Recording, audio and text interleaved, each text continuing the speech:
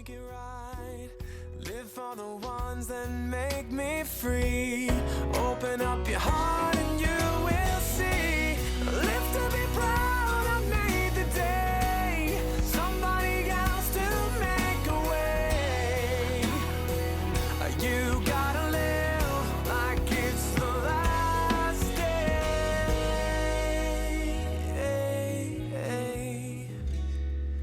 It's the last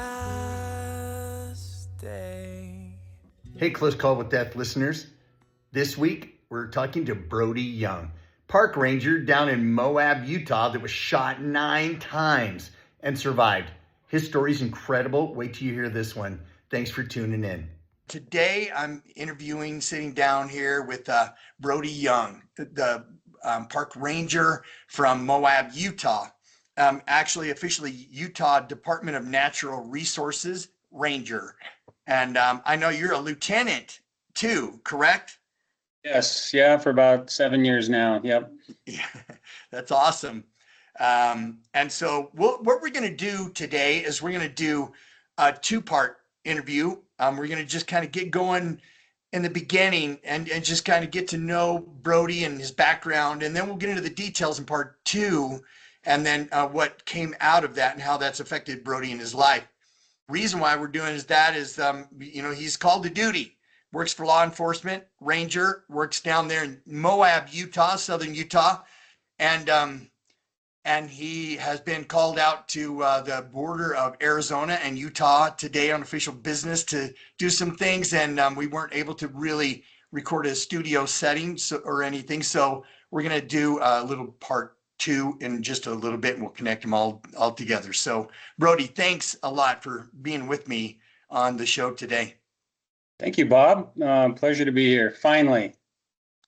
Yes. Yep. Work together. And reason why Brody's saying finally is because he and I have been talking for the last few years. When I very first started this podcast, you were actually one of the first people that I wanted to visit with and get your story, because in a Close Call with Death podcast, we talk about those of us that have come close to the edge, right close to the edge of death, but survived. And what that does to a person and how it changes your attitude towards life in general, and how you come out the other side a different person, and oftentimes better for the situation, but sometimes it takes its toll and can be really harsh and hard on a person going through a hard recovery or that really close to death. So getting your perspective on this is going to be fantastic. So thanks for being here. Yeah, it's a privilege to be alive. So I'll take it. Yes, I am grateful that you're alive, and it was a very close call.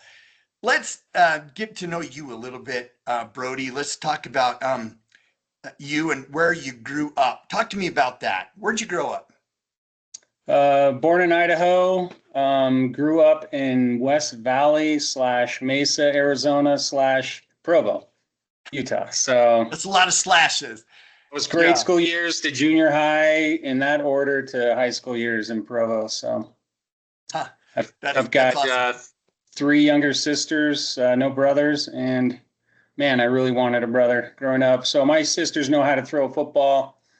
They know how to rough and tumble around, and my daughter's actually in college. They just opened or started a flag football team out in Illinois, and she's a receiver / kicker for that team. And so I passed it on to my daughter, is what I'm trying to say. Is I just always wanted a brother. I've got 3 kids, 2 sons, 1 daughter, but my daughter's, she's a real athlete. My other kids play sports too, but she's carried it on past high school. So, and it's really fun to be a part of that.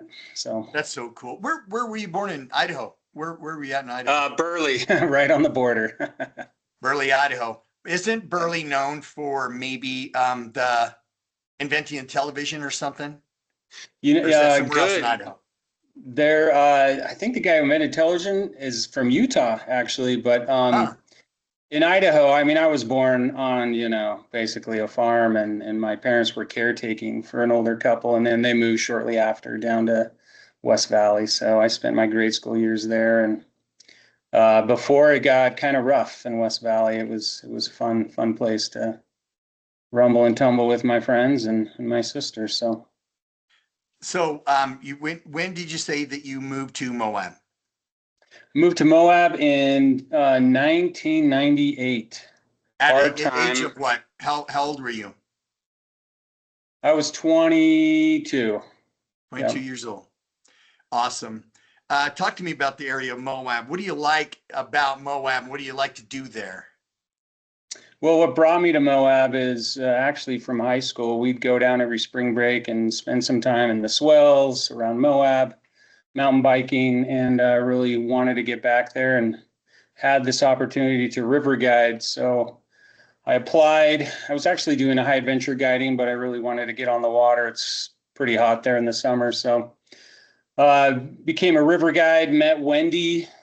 She was from up north, Sandy area. She was down there river guiding too. She was actually my river guide that day we met. I chased. I tried really hard to convince her, and 18 months later, we finally tied the knot. So, and we both love Moab. We love the outdoors. We love getting dirty. We love the river, and so we really had a goal to get back there. And so, about 2004, we up and left and came down there. We were working part-time in the summers as river guides, but 2006, I got this opportunity to be a river ranger for the state of Utah. So that's what got me into law enforcement. And I had the skills to run the river. I could read water. I carried passengers, down some pretty intense whitewater in the Grand Canyon, Cataract Canyon, Westwater, Deso, all those southeastern Utah rivers, and then had a stint in Arizona, which was fantastic, right? One of the 7 wonders in the world. And it was awesome having people's lives in your hands, taking them down a really fun stretch and entertaining them. And I wanted to sort of continue to do that, but now I'm on the law enforcement side of it. So what do you do as a river law enforcement person? Well, we're enforcing boating laws. So think about safety equipment you've got to have on a boat, certain pieces of equipment you have to wear. So like a life jacket is really a key thing. Like almost 100% of people that drown would have survived had they worn a life jacket. And so we're enforcing stuff like that. There's a lot of commercial outfitters in Moab, so we regulate those commercial outfitters. They have a higher standard when they carry passengers for higher down rivers. So I was kind of over that program for quite some time, and then became a lieutenant. And now I got a bunch of guys running around, and unfortunately I spend too much time in the office. So. Oh, yeah, that's the bad part about when you go into management and you have to get behind a desk, that you're not out, in nature doing the things you love so much that you've done in the past. That's a bummer, but somebody's got to lead, and when you're good, you just have to do it. But yeah, you hit it. Someone's got to lead. Although I do love people, and I loved that interaction, and I always will. So that's so cool. Well, Brody, I have a question for you. So back a couple of years ago, one of my close calls with death is on Westwater, which is right there in Moab, just out of Moab on the Colorado River. And it was there was a part called Room of Doom, and I was in a ducky, and I came out of the ducky, stuck in Room of Doom, and they had a really hard time getting to me or getting me out of there. And a lone kayaker was able to get to the edge as I was swirling around like in a circle, like a humongous toilet being flushed, and was able to pull me over to the edge where one of the big square kayaks grabbed onto me and pulled me in and absolutely saved my life. And talk to me about that Room Doom area on Westwater. And it was a Cat 5 when I did that. That was dangerous, wasn't it? Would you advise anybody that that is in a ducky to go in that area?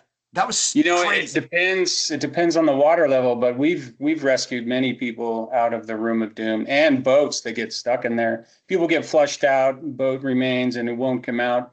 There's this eddy line, this wall of water, right? Fast moving water going downstream, and then you have the Room of Doom, which is basically a cavity in the canyon where water swirls the opposite way where the river's going. And that's what made it really hard for you to get out. And so that it depends on the water level, but if you're in the terrible teens, like you're not getting out of there without assistance or hiking out yourself, ditching your boat, or if you can carry your boat out. It is a class 5. It's right below Skull Rapid, if you remember that. And Skull Rapid flips boats, and that's probably how you ended up in the room, was going through that rapid. It's intense, but really fun. Well, fortunately, one of my guides traded vests with me and gave me his big river guide vest.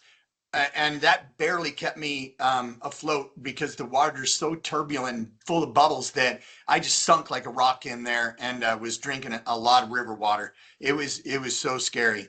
And so there's a lot of debris too. I'm sure you were like swimming in logs and sticks and all kinds of debris, and it does want to suck you under. That's what the room is. So it is a room of doom. That is for darn sure. Well, the guy that saved me was from Colorado, and he wound up drowning the very next summer, trying to rescue somebody that did exactly what I did, and he jumped in and saved them, and he and the guest both drowned. So that river, man, you have to respect it. Water is so much fun, but you really have to, you got to also have people with you. Just to do it by yourself is pretty risky. Yeah, definitely. Numbers are key. Help each other out. And even when people run those sections, they'll, team up with other groups they didn't know before, and they'll run the canyon together. That's kind of common. So smart. Well, man, good job being a river guide. That is super cool. Jumping into law enforcement, getting into ranger job, trying to put the timeframes together. Were you married when you became a ranger, doing the things that you were doing when your incident happened? Yeah, when I first got a job in law enforcement, I was married. We had one kid at the time. He was really young, and then that was 2006. And by 2010, the end of, we'd had our other 2 kids. So Wendy had our other 2 kids. I just sat by and cheered her on. So yeah, you had your small part in the whole thing, but definitely the women are the ones that bear the full load of childbearing and everything. It's a lot. So okay, so then what do you remember first about this incident that we'll start to get into, and then we'll talk about in part 2 more of the after effect of it. But talk to me about what actually happened that caused you to have a close call with that. Yeah, so I'd had 4.5 years experience. So I was relatively young still. I had met thousands of people at this point. And this contact with this gentleman was, 10,001. It was just about like 99% of the other calls I go to. I meet up with them, we chat, I correct their behavior, or we talk about where they can go, whatever questions they have. Sometimes they've broken the law and I have to deal with that. But this guy, it was like any other contact, just a normal, like 1,000 others. But this was at night. This was on a Friday before Thanksgiving. It was November 19th, 2010. And I had worked all that day with my supervisor. We were out at Whitewash Sand Dunes, which was nearby. We were helping the BLM with some fencing, but that night we had this opportunity to work an overtime shift.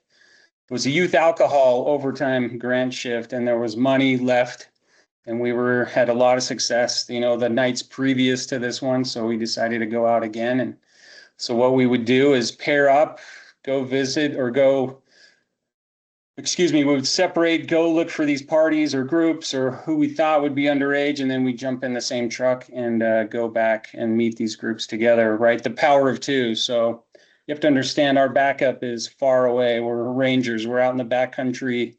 We're far from any urban environment, from, close backup from other agencies. And so we've got to be on our game, so to say, be a little more vigilant in how we approach people and talk with people. But so this gentleman was in his car sleeping in the back seat at Poison Spider Mesa Trailhead, and it was like any other contact for me. I was checking trailheads to make sure people had gotten off that trail that day, and that was one of the more difficult rated trails in the area. And so I checked it frequently, and seeing this lone car in the back of the parking lot, I stopped, and my plan was to write the license plate down and then come check on it later to make sure they had gotten out.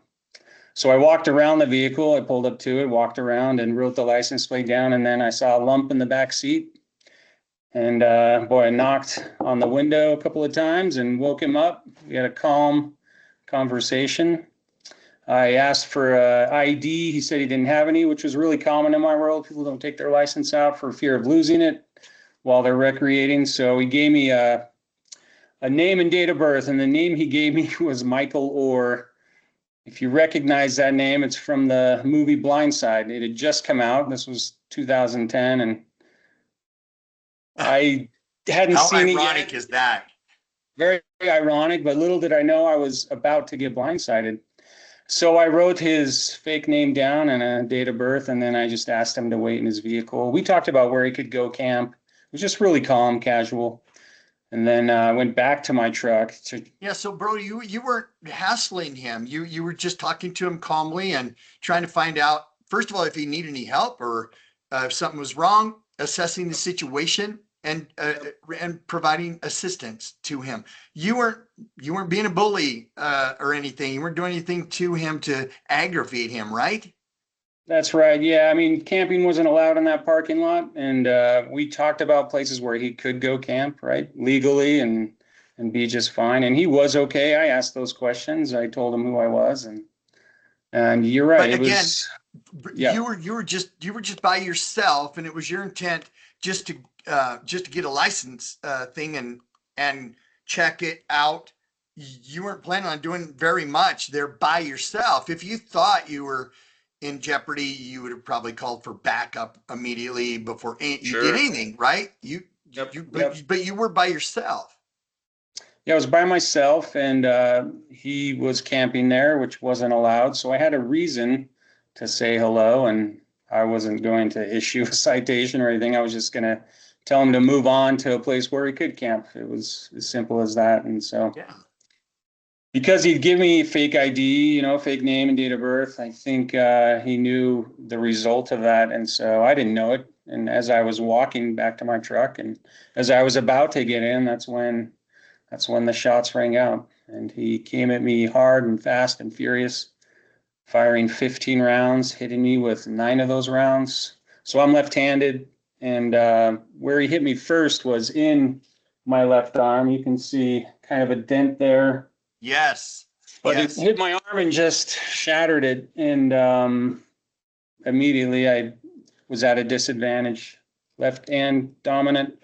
I'd practiced training with my non-dominant hand. I'd done it many times, dry firing in my basement, reloading, just working through those skills and sets that would help me if something like this was ever going to happen. I had great supervisors who taught me well, but so he came out, fired at me. My arm shattered, and I turned away and yelled, and he just came at me, and all I could see was muzzle flash and then dust all around me. And he was hitting me with most of those rounds. And eventually I went to the ground because right after I turned away, 3 more rounds went into my back, and I was wearing a vest, a bullet-resistant vest.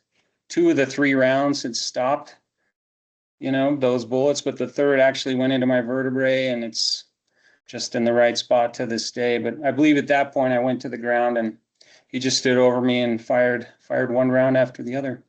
Right, point blank, standing over you, shooting you while he was standing above you? Moving towards me and eventually standing almost above me. I would say 8 feet away, but at a downward angle, firing at me as I laid there. And this was fast. This wasn't like in slow time. He had emptied his gun in a matter of 10 to 12 seconds. And that's about the average time of a gunfight. 10 to 12 seconds. He didn't reload. I think that's all he had. One magazine of a Glock 40 caliber, hollow point rounds. They're made to cause a lot of internal damage. Yeah. What a hollow point bullet does is it goes in and hits a hard surface and then just tears and spreads throughout the rest of your body. It's made to stop, whatever's coming after you. So yeah. Oh gosh, that's horrifying. I'm curious, what two different time frames, right when you were leaving him, did you have any kind of thoughts that something could be wrong with this situation? Did you have any kind of small voice in the back of your mind just saying, hey, be careful, this is odd? Did you have any kind of spine tingling situation there? No more than usual. Again, this was right, thousands of contacts. I had no red flags, internal red flags, hair, standing up on my neck. I didn't have any sense of that. It was just another, contact. Oh my gosh. And then what goes through your mind when you hear these gunshots? Like, do you just go into some kind of training mode, what you're trained to do when something like that could happen and it was happening? What went through your mind when that was all starting to happen real time? Well, the first round, it was a bang, and then my arm went bang, and it was almost like a bang, bang, and I knew immediately that I was shot. And so I actually turned away and yelled, I've been shot, I told myself. And as I turned away, I just saw, the muzzle flash in the other rounds, but I didn't feel those rounds hit me. I could just feel the pain in this arm and just the sound and the muzzle and him advancing on me. I didn't feel any of those other rounds. Here's what I did though. He ran out, like he stopped shooting, and I had this moment on the ground. I could either lay down and die or get up and fight. And I had never trained to die. It wasn't part of me. You just don't do that. You train to live. And so you lay down and die or get up and fight. And so I got up and did what I trained many times was go for cover. And so I went to the back of my truck and he went to the front, and we started to play this cat and mouse game around my truck. Well, I'm in the midst of this asking my left arm to grab the gun, and it won't respond because of the shatter. Nerves are damaged, and your arm drops and it separates and pinches nerves. I couldn't even move my fingers. It was just completely useless. And then I looked down at my right hand and I saw a pad of paper, a pen, and a flashlight still in my hand that I'd used when I walked around his car and wrote those things down and shined my light into the car and, woke him up and asked for ID. And I looked at those things and I just threw them on the ground. And at this point I was at the back right side of my truck. And then I reached, grabbed my gun, which was on my left side. Got a really firm grip, and then went up to see where he was, and I could see his silhouette through my truck, through my glass frame, seats. I could just see him standing in front of my open door on the driver's side of the truck.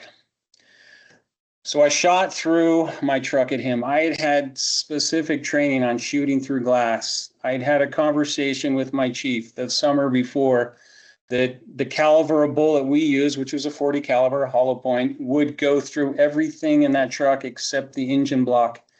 And these conversations were coming into my mind, coming into play. What I trained, I do. I can't express that enough. And so I shot through my glass, through my windows, through my seat, at him. And I was counting my rounds because my reload was going to be hard. Right? I'd practice it. One hand. With my non-dominant hand. And so what I did was release the magazine. I put the gun between my legs. I'm at the back bumper at this point. And I grabbed the first magazine to put it into the handle or the seat of the gun. I dropped the first magazine. We carried 2 extras. So I grabbed the second, I seated it, and then I used my rear sights on my gun to chamber around using the rear bumper. So I catch the edge of it, chamber, and then went back into the fight. And I could see he was relatively in the same position through the windows, through my open door, and I fired more rounds in there. He retreated. He stood in front of his car, which was facing this way. My truck was this way. and he stood in the front, and I moved up to my rearview mirror, and he raised his hands. I stopped shooting at this point because we're taught, hands are threats. Like if there's something in those hands, like a gun, the shape of a gun, it's a threat. But he didn't have it in his hands anymore. And so I stopped shooting. We stopped going after the threat when it stops coming after us. It got really quiet. He said, "You got me." And then I started to lose consciousness at that point. I think my adrenaline had run out. I had so much internal damage that I was just losing my energy. And so I began to backpedal to go unconscious, but I'd fire more rounds as I was going unconscious. I ended up on the left side of the back of my truck, back a little ways, probably about, 12 feet from the rear bumper. And I went unconscious. I think he thought. Brody, when you were starting to lose consciousness, were you a little bit afraid that, gosh, if I go out, if I lose consciousness, he's got a leg up on me and he could come over and finish me off. Were you worried about that?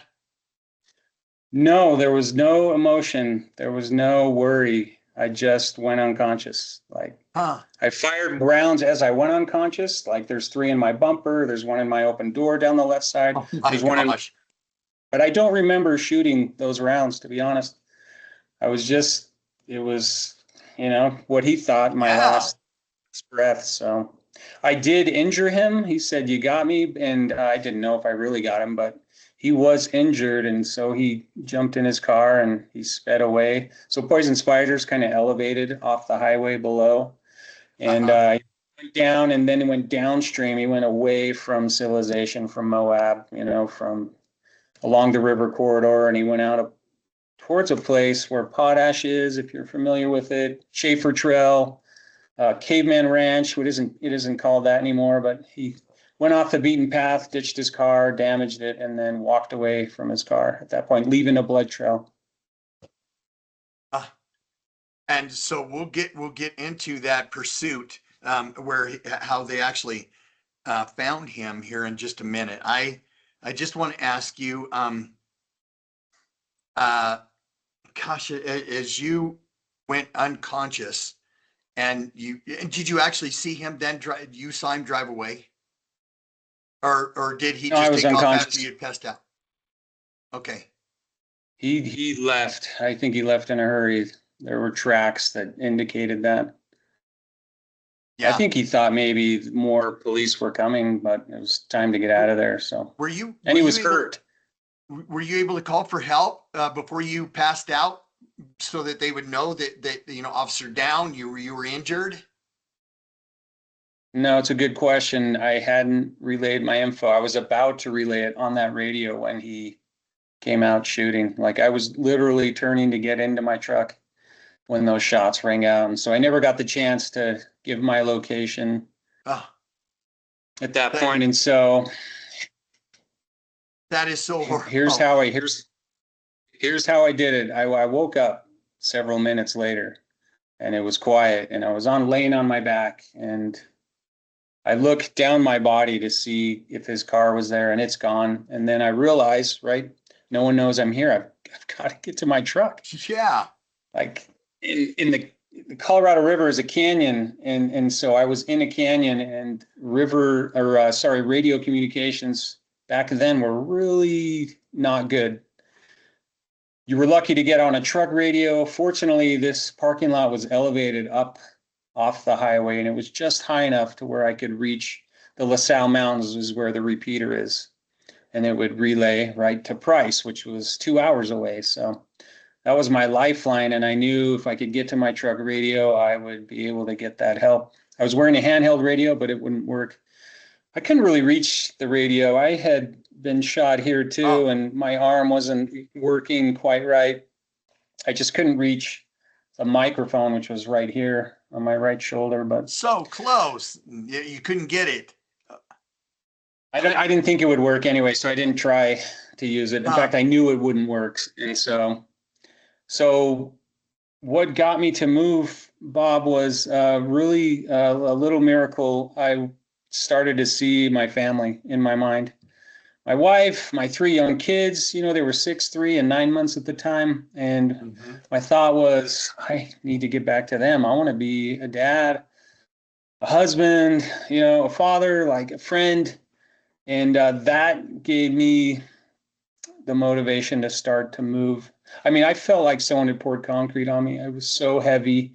I was out of energy, and I was filling up internally, which causes your breathing, heartbeat, like it's hard to move. But that visual gave me that courage. And so what I would do is grab my arm, which was really lifeless, looseless. It was actually hitting me in the face when I would turn, when we were doing this chase around my truck. I grabbed that with gun in hand, and I just started to roll. So I'd roll onto my stomach, take a breath, roll onto my back, take some more breaths. And eventually I made it to the rear bumper. My truck's still on, and the muffler's on the other side, fortunately, because I was just about breathing those fumes. But so I readjusted on the left side and just rolled down, and I get to my truck door, and it's open. I'd always had a strong premonition that I should keep that door open, and I'm off the highway, so I've got that luxury. I can get out and keep that door open, and I wouldn't have been able to open it otherwise. I was just rolling to get to that radio, which was really low almost on the floorboard of my truck, like right by where you shift. It's just below that. And so I was able to get up on my knees, using my door and the floorboard of my truck to just leverage myself to reach that mic with one hand. I placed the gun on the floorboard and grabbed it, and then I called out for help. I thought about what I was going to say beforehand. It was calm. It was casual. What I trained, I did. And so that's how I acted. I called out, and then I laid back down onto the ground, and I didn't know what to do after that, Bob. I'd never thought about the aftermath. I'd always thought about before this kind of a situation would happen, during what I would do or try and do.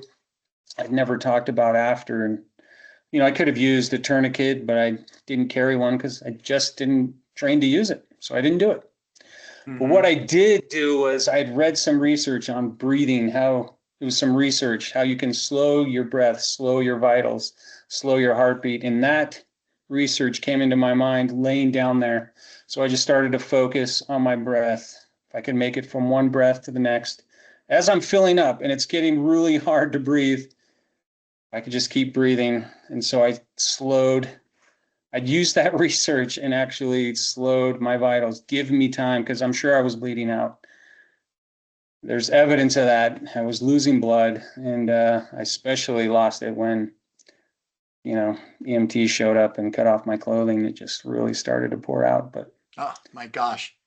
Yeah, it was just a matter of timing.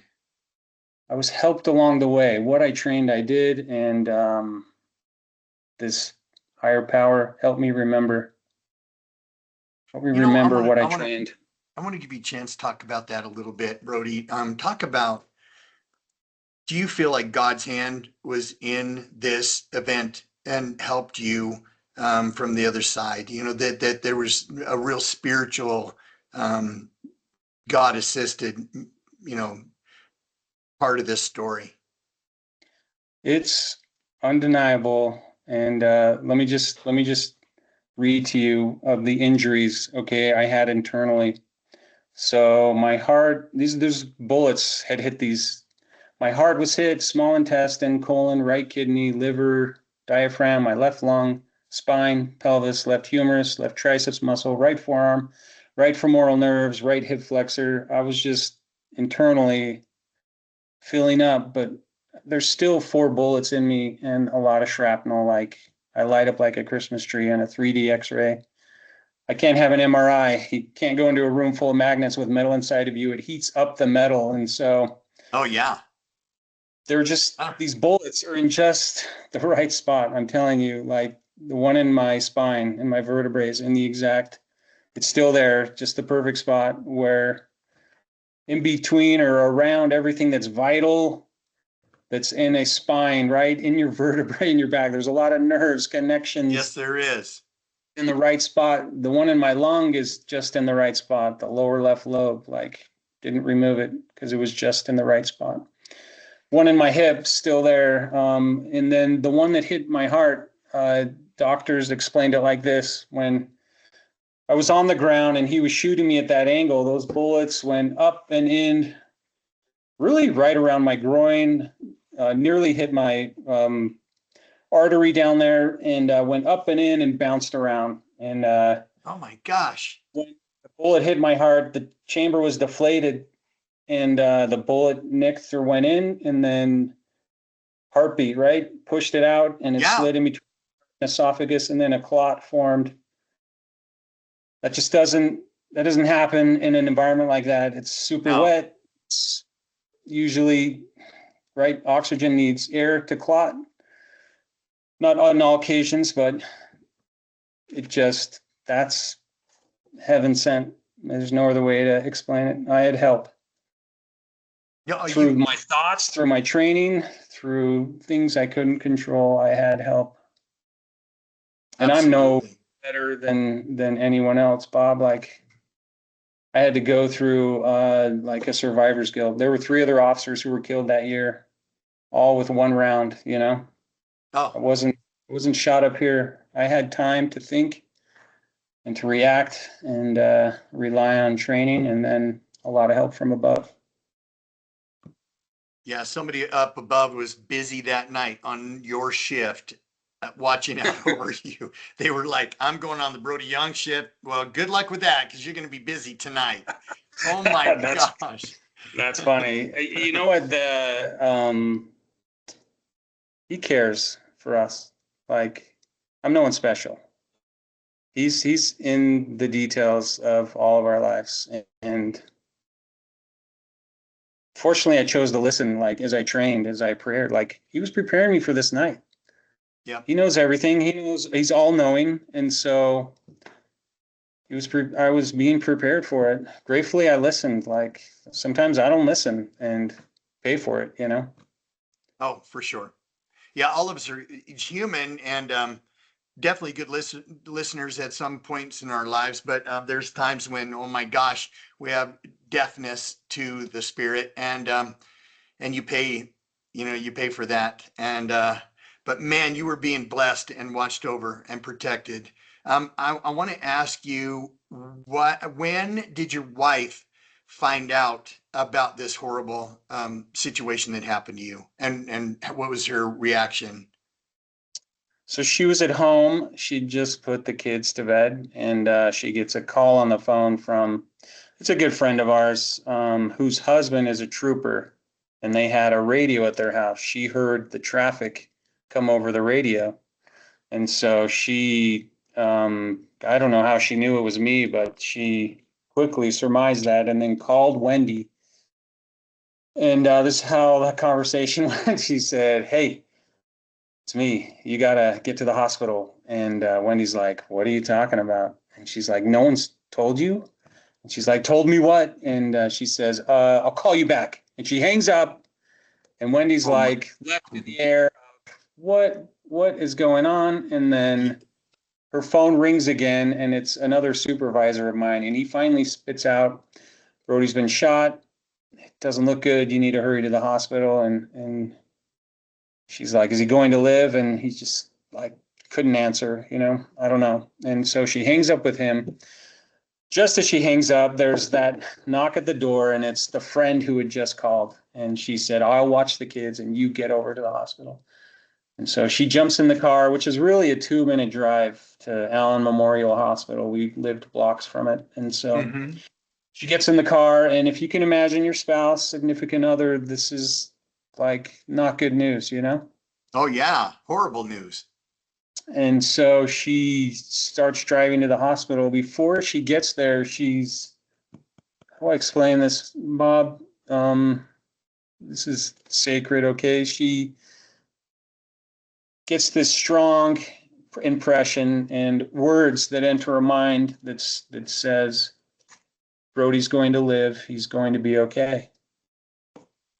So when she shows up to the ER there, she walks in like as calm as can be. Like, that's how strong the impression was. And wow, ER doctor actually walks up to her and says, "Are you really the spouse?" Like, she just he couldn't believe how calm she was. And she comes up to me and whispers in my ear, says, "Hey, Brody, you're finally going to get that helicopter ride you always wanted." Because there's a helicopter coming. My supervisor I was with that night, who I'd separated with, he called one and immediately came to my aid. And he was on the other side of the county, it felt like, but he was on the other side of town. And so a helicopter was on the way, and she was just so calm, Bob, like assured. It didn't like take away the stress in the coming months and year that we were about to go through, but she knew at that moment, and that was really comforting. And I didn't respond to her. I was just focusing on my breath. I was really lifeless. I had no blood in me. The average adult carries about 10 to 12 units of blood, and when How they much put had me you lost? when they put me on the helicopter, I was intubated before they did. So I spent like 20 minutes in the ER in Moab there, and then intubated me, which is an induced coma. And they put bags of blood numbers 15 and 16 on my chest. It was all the hospital had left. I'd used it all. And I was put on the helicopter and then flown to St. Mary's in Grand Junction, Colorado.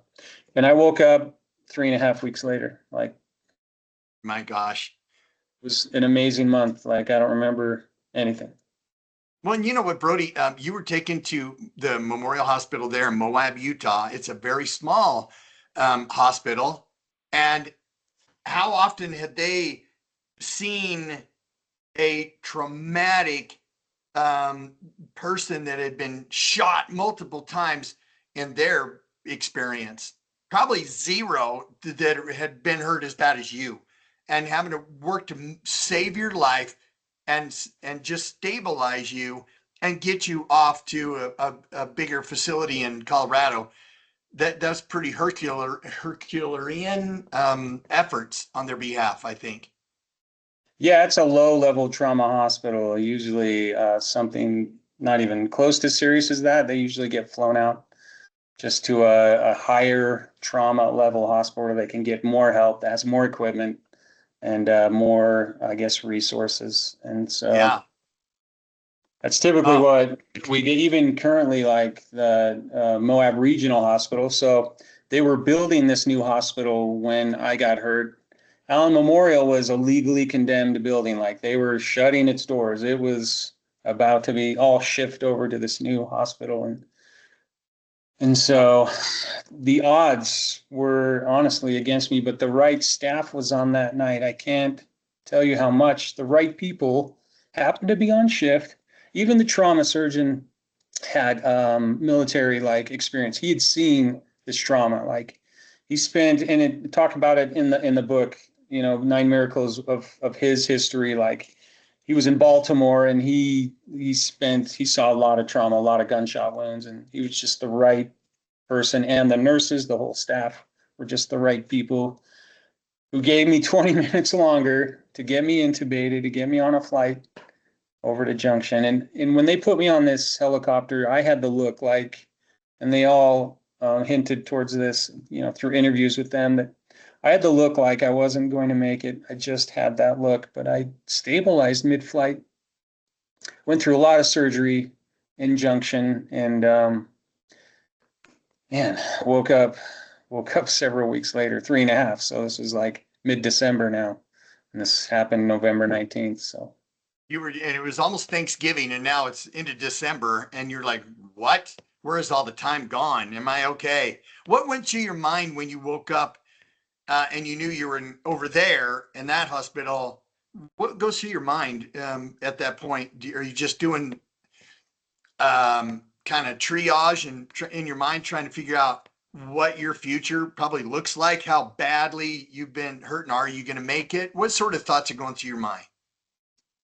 well, I was on a lot of drugs, right, to handle the pain. So when I woke up, I was very groggy. I wasn't concerned about, those kinds of things. I was concerned about the pain. Like, it hurt. I was groggy. I couldn't understand the clock on the wall. iPad 1 had just come out and someone was trying to help me use it to communicate with. I had a tracheostomy, like I couldn't talk. They were breathing for me for those 3 weeks plus and feeding me, like changing me, like they were doing everything for me and waking up 3.5 weeks in a coma. Imagine yourself having the flu for 5 days and coming out of that, you're just lethargic, right? Yes. Trying to get back to speed. I was almost a month in that scenario. And so I'd atrophied. My muscles were gone. I'd lost 20 plus pounds at that point. I was just trying to heal and I was full of fear and anxiety. Like someone tries to end you. It's not a good feeling. And I hated that and I wanted to get rid of it somehow. And so I just, in a room at night alone, a lot of beeping around me, I would just beg for peace. Just beg for it. And it happened. Like I was given that peace. And that peace was a product of forgiving. Like I found forgiveness early on. This allowed me to start to heal and recover and focus on the next day, getting better, becoming more conscious, working through, all the hospital steps to get out of that place. And so, their hospitals are modern, but they're torture chambers. Like I couldn't drink anything with a tracheostomy. You've got this hole in your throat. And if you drink something up here, it comes out there. And so it was all being fed. You were so thirsty. I was so thirsty. There was a huge syringe of water just within arm's reach. It was on my right side. I couldn't use this arm for a while, but I just would point to that and point to my mouth, like, please give me some water. And they can't. It's just torture. Oh. And, oh man, I was just so thirsty and I wanted to feel that. When you've got a tube in your throat for weeks, like it hurts. Oh yeah, I bet. And trying to feel normal again. That's really what I was focused on. Like, and when you're on those, painkillers, opioids, like you're just kind of in a fog. You're not happy to see other people. You're just in a fog and trying to get better. So your wife, what is her name again? Wendy. Okay. So when Wendy came and she was calm, that helped you so much to just probably immediately have some confidence, if she's feeling like I'm going to make it. And it probably had a profound impact on you. When she came to visit you over in Colorado and see you in the hospital, and when you get out of the narcotic fog, was there just that incredible bond with her, of her being able to help you have I'm going to make it, through this thing type attitude? Did she help you fight that? She was helping me, but I was so focused on me and in the fog that I couldn't like express to her thank you. I couldn't even talk for a while. Yeah. What they do is she understood that. They have this insert in your trach and they make it smaller and smaller to force you to breathe through your mouth. It's torture. Like you're suffocating when they switch that into a smaller diameter, like tube coming out of your throat. And once I got past that stage and could heal, like talking again, like I didn't think I'd be able to talk again. It's a strange feeling. But when I was able to, so I couldn't drink water still after it healed, but I could have chips of ice. And man, that was the greatest, like savoring feeling, tasting ice and being able to swallow on your own is just a simple thing that we take for granted, right? Yeah. It was amazing. And so I ordered hospital salmon. Have you ever had hospital salmon? It's like overcooked and dry, and it was amazing. Really? It was really good? They were worried that I wouldn't be able to like swallow it, but I'm just like, give me that now. I wanted the salty sea in my throat and being able to swallow is amazing. Oh, yes. Like I couldn't, gosh. I had to learn I would sit up and I would lay down and take a nap. I would sit up, kind of turn sideways, put my feet not even on the floor, just dangling. Then I'd have to lay down and take a nap. I was just so atrophied. Wow. These two small nurses helping me stand up. I was scared to death because I just didn't have any muscle stamina. Like, yeah, you probably felt like you had to learn how to walk, fall over and fall on your face. Yeah, it was. Nurses are bathing you. Like, I have no shame anymore. Like, it's wiping your butt. One time I soiled the bed, because they just taking happens. that out of me and having them clean me. Like, it was very humbling. I can only imagine. And those people were probably just so grateful that you were alive. They'll do anything they can just to help you get to the end and get healthy and get out of there. So what a good group of people. I tried to be nice. I tried to be the good patient, Yeah, but they understand when it gets to the level you were going through, it's superhuman to be, a good patient and be nice. Yeah, it helps to, treat people like the way you think they should be treated or how you want to be treated. Like, that went a long way for me in law enforcement. Like, I would arrest someone, take him to jail, and then we'd be shaking hands afterwards. Like, or I'd give a citation and like agreed, like, you're right, thank you. Like, it didn't happen always. Like, my verbal judo that night with Lance, like, it didn't work. Like, he was set and determined to do this. And so what was that term you used? Verbal judo? Verbal judo, yeah. It's what is that? Well, you can. It's like a sales pitch. Like, you catch someone breaking the law, I'm going to sell these violations to you. Like, you've committed this, this, and this. I'm only going to cite you for this and warn you for these things. And you can be nice about it or you can be rude about it and piss people off. And I just liked being nice about it. And so yeah. It goes a long way in any aspect of our lives, right? Like, for sure. Yeah. Nice. Just be nice as nice as you can. You mentioned, speaking of nice, you mentioned just a minute ago about finding forgiveness, in just asking God to relieve you of this pain and suffering, just to help you have some peace. And you found some peace in forgiveness. Talk about that. Yeah, it's a gift, and it was given, and I could finally like relax somewhat. I mean, I finally made it home, right? Christmas Eve, we leave and go, which I shouldn't have been released Christmas Eve, but that's a whole thing in itself. There were no doctors on. It's Christmas Eve. Like, all the interns were like, let's give him this gift. Let's send him home. And I was so scared when I got home. I went on a walk with a cane. I was like hobbling around like an old man, and someone lit some fireworks off, and I saw my heart jump out of my chest and go back in. Like, I still had to work through those things, but you had PSD. Certainly. And PTSD is interesting. Like, if it lingers more than 30 days, you need to get some help.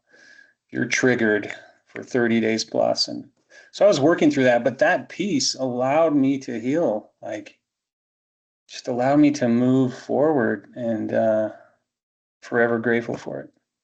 That's so and cool. We can use this idea in any aspect of our lives, in relationships with others. Like, forgiveness, if you got a grudge towards someone or something, like, you can't move on. You can't progress.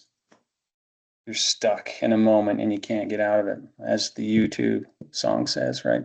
It's just a moment and it'll pass, but you feel like you're stuck in that moment. And I was stuck. I was scared out of my wits, like, just full of anxiety. I hated it. And so for me, also for the forgiveness, but it was running at the fear. Like, so when I could drive again and I was home, I would go out to Poison Spider alone at night, and I was just shaking, like, just so I could know I could do this at night, and no one was there. No one ever showed up. It was just me, but just had to feel like normal again. And for me, that was one way to do it. So this is a good segue.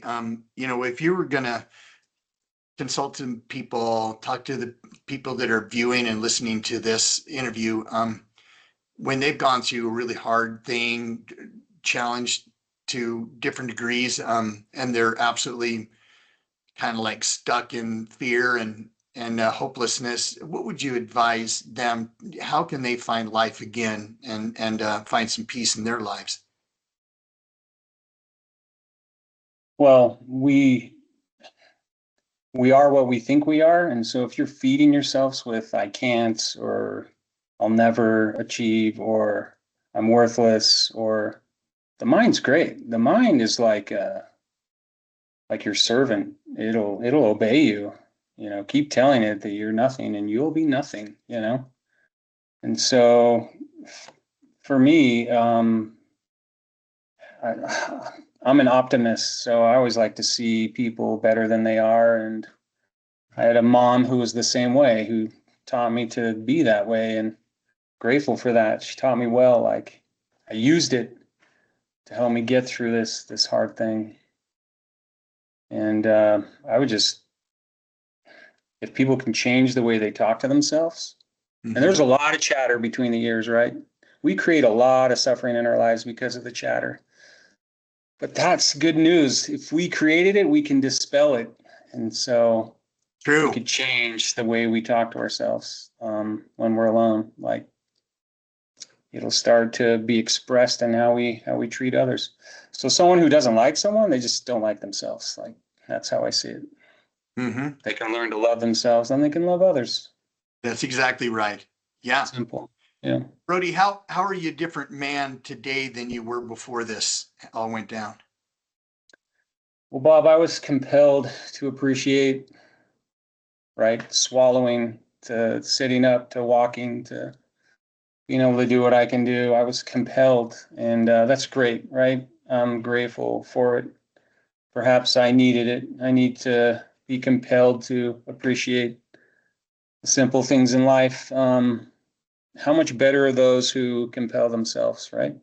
To appreciate before they have to experience some hardship in their life, like this and what I went through. If we could learn to appreciate, go every day and appreciate, like that sunrise, it's going to rise tomorrow. I'm down in Monument Valley. I'm getting up for that sunrise. Like, I'm going to go watch it come up and be grateful for another day. And maybe that's naive to some who are listening, but I beg you to give it a try and appreciate the days that we're given. Like, all of our days are numbered. And so if we can, here's a better way to put it. If we can live how we want our eulogy to be read, world peace. Absolutely. We'd have world peace. Because what do they talk about in eulogies? They talk about your accomplishments, but it's how they treated others. That's right. Your relationship with God, family, friends, and even our enemies. That's what we take from this life. That's exactly right. And I think when we meet our maker, that's going to be kind of like on the Q&A. It's going to be something you'll be faced with and asked, it was great. The things you did, things you accomplished. What did you do to help others? What did you do to lift somebody else? What did you do to help somebody get through something tough?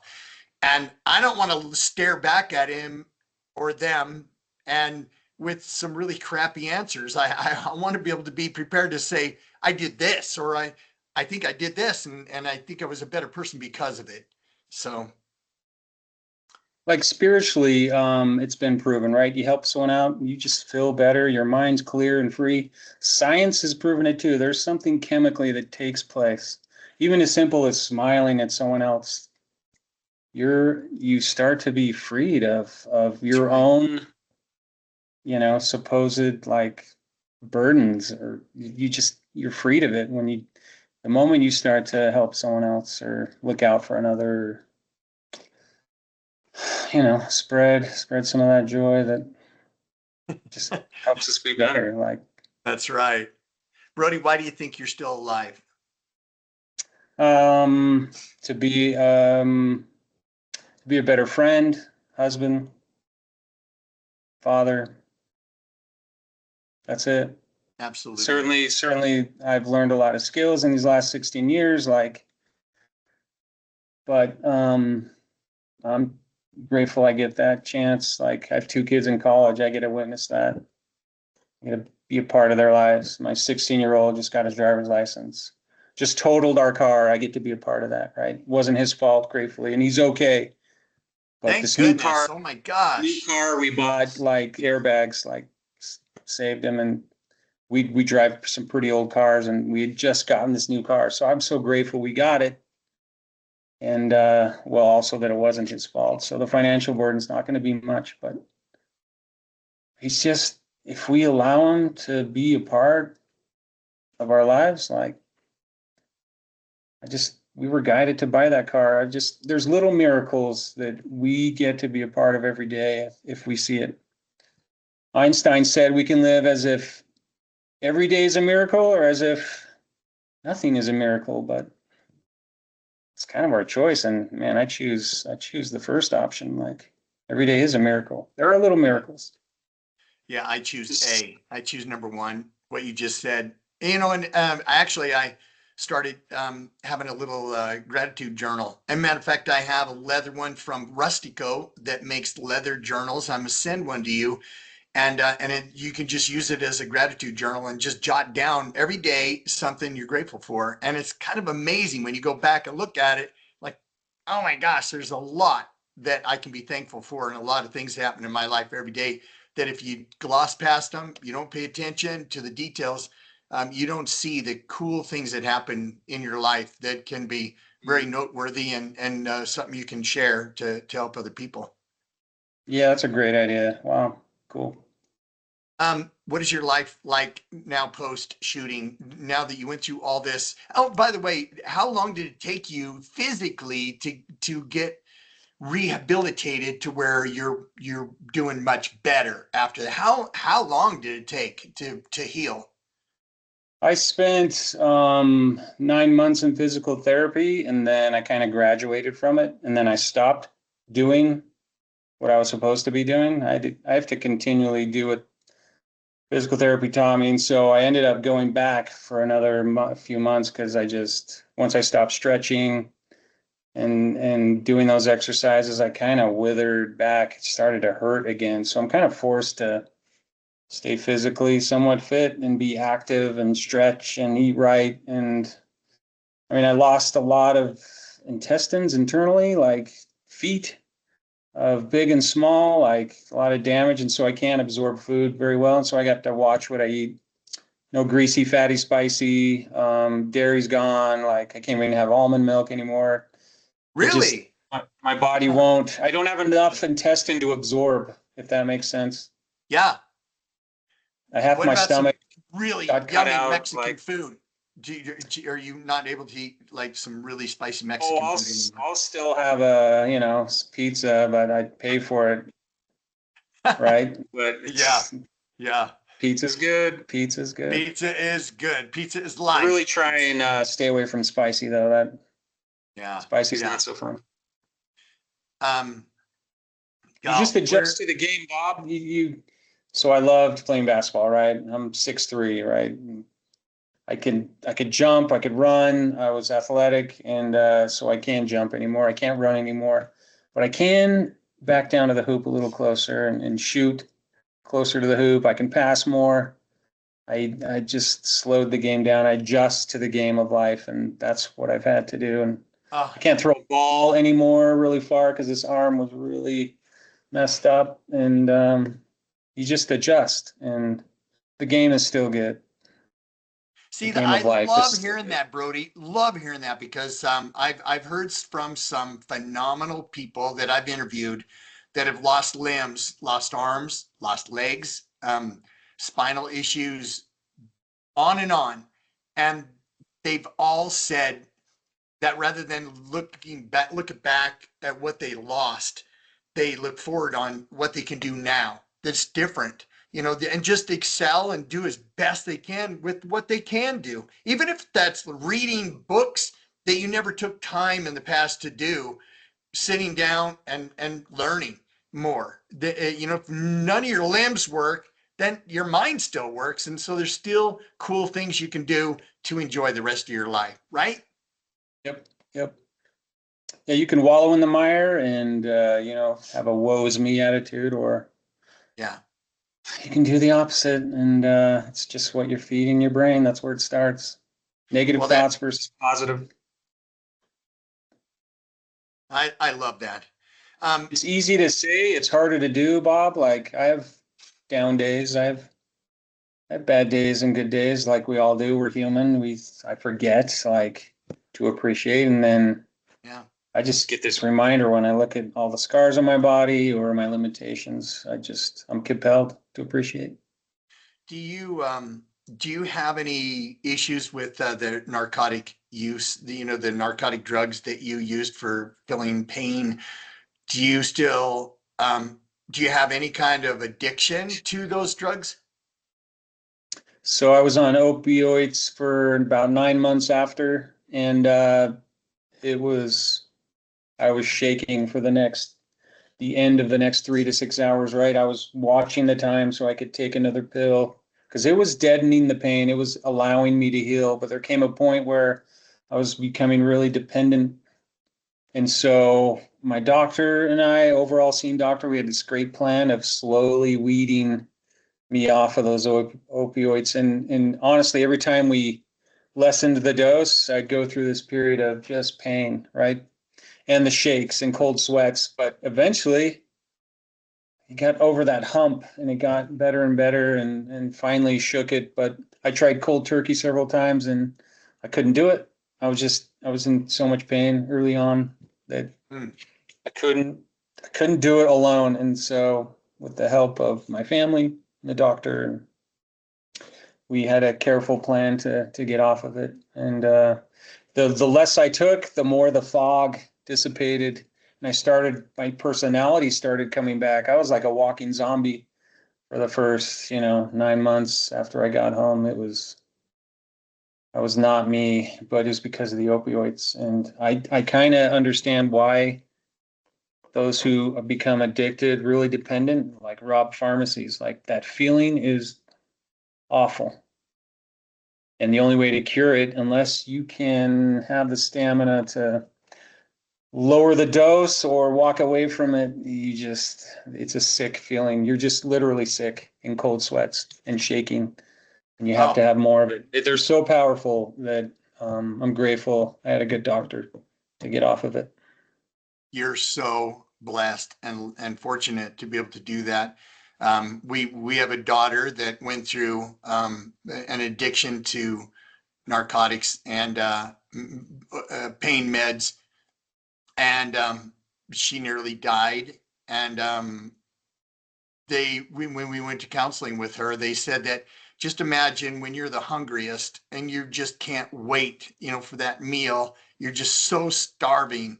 Multiply that times 10, and that's what you feel like when you crave this desire, for more of the painkiller, just to keep your body going. And I can't even imagine that kind of pressure, on your mind to deal with that. And they said it's a miracle when people beat, the addiction of narcotics. So, man, congratulations to you for being able to get through that with the right professional help and everything. And it's incredible. And as we get towards closing this up, and we did such a great interview today. I'm glad we didn't do a stop here and continue on and do a part two. I'm glad we just did this thing and just kept going because we had good internet contact, and we were able to do this. I was just going to ask you. Oh, one thing I want to float as we roll this, and people can tune in. I want to float over our conversation a awareness of your book that you wrote and have out there. Talk about the name of your book, where people can get it, and we'll link it when we post it so that people can just find this, click on it, and boom, go and listen to your story. Where do you get that? And what's the name? Sweet. So the title is 9 Miracles When Bullets Can't Kill and Hope Prevails. And I spent years interviewing people, chasing the truth down, found out an infinite more number of miracles through that experience. I hired a ghostwriter to help me because I just didn't have, it was too emotional for me. I needed a creative touch to put it in story form. If I would have written it, it would have been in the form of a police report because that's all I know. It would have been just facts, and then it would have been really boring. And so we spent a lot of time truthing it, and it was a great, hard experience. And you can get it. So if you go to one place to get it, it's Simon and Schuster, and they have all the links to, Amazon, Walmart, Target, Audible. Where? Simon and Schuster, their website, and just look it up. But you can get it. Amazon, I think, seems to be where most people buy, books online, or Audible if you want to listen to it. It is a great read. I've heard nothing but great reviews about it, and it's an easy read, and it'll prick your heart. And oh my gosh, it will. I hope I can bring, some appreciation for life and your loved ones around you, and what we train, we do, and never give up. Like, never give up. Life is good. I love that, Brody. And I was going to ask you in closing, just to, what would you like us to remember most about hearing your story? Just, and I think you said some of it right now. Just as we wrap our hearts around this story, what is it that you want us to remember most about you and your situation?